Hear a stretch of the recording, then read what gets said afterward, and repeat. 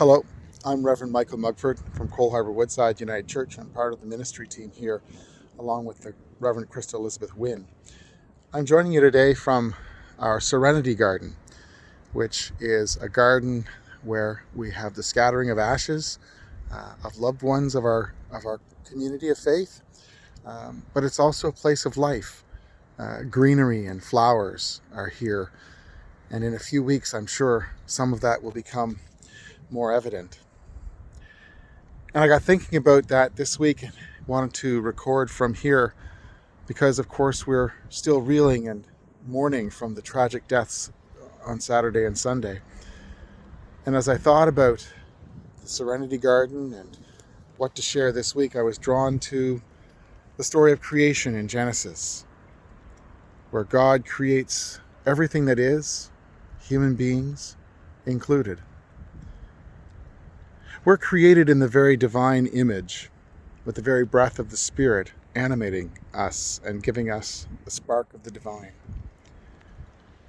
Genesis records, God spoke, "Let us make human beings in our image, make them reflecting of our nature, so they can be responsible for each other, the sea and its fish, the air and its birds, the cattle on the ground, and yes, the earth itself." So God created human beings, reflecting God's nature. Those who wrote down the Genesis story saw us as human beings as truly part of creation, not apart from it. We are deeply interconnected in God's very action of creation. All that we are as a species is shaped by the planet from which we have arisen. And we in turn are inspired by God's creative nature as we seek to create and shape the earth around us as well. The earth has an incredible ancient memory, and we as human beings are only just beginning to understand it. The scars that are left on the planet are like the scars that are left on our bodies and our hearts when we are hurt. The earth remembers, I've been told. And I saw this a while back while I was walking in a park in Dartmouth, where I had walked as a young person. And I noticed that a trail had been built over a stream where I can remember playing. And there was a culvert placed under the trail to direct the water, but in spite of the efforts of landscapers and city workers, a recent heavy rain had washed the path and the culvert away, and the land remembered the original water course. We too have ancient memories within us. We have the fight or flight response, that feeling that we get in our chests or our minds when our bodies encounter a perceived or real threat. That ancient response resides from the amygdala in our brain, trying to protect us from predators. We have ancient memory. And we're called because of our faith to access that ancient memory that we have within us. That memory that is sourced in God. We're called to remember that we are all part of the earth. And perhaps this week, with the horrendous and senseless killings in our province, that desire to run away and hide has been heightened. And I'm sure that there are those out there who still want to run away and hide from the tragedy and its aftermath. And it's normal. It's part of our self-preservation instinct, and we should never be ashamed of feeling what we are feeling.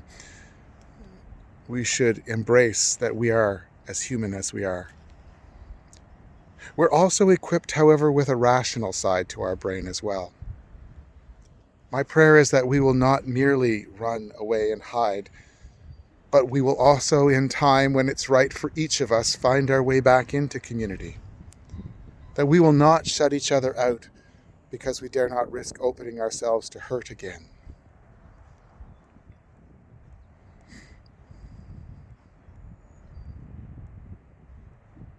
My prayer is that we will find a way to come together. With COVID-19 and the deaths of innocent people sending us into isolation, physically and emotionally, we may be tempted to stay there. But we are part of the earth, and therefore part of one another. God has called us to be community, in communion with the earth and with one another. When the earth is wounded, we are wounded. When creation is in peril, we are in peril. When our neighbors are in pain, we are in pain. Rabbi Harold Kushner, in his seminal work, When Bad Things Happen to Good People, wrote, "Painful things that happen to us are not punishments from God for our misbehavior, nor are they in any way part of some grand design on God's part. Tragedy is not God's will.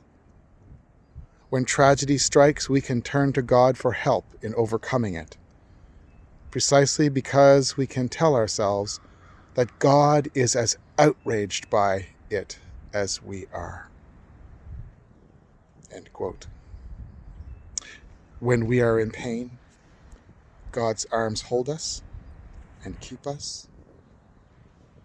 God's arms surround us and love us. God's arms enfold us, and we are healed.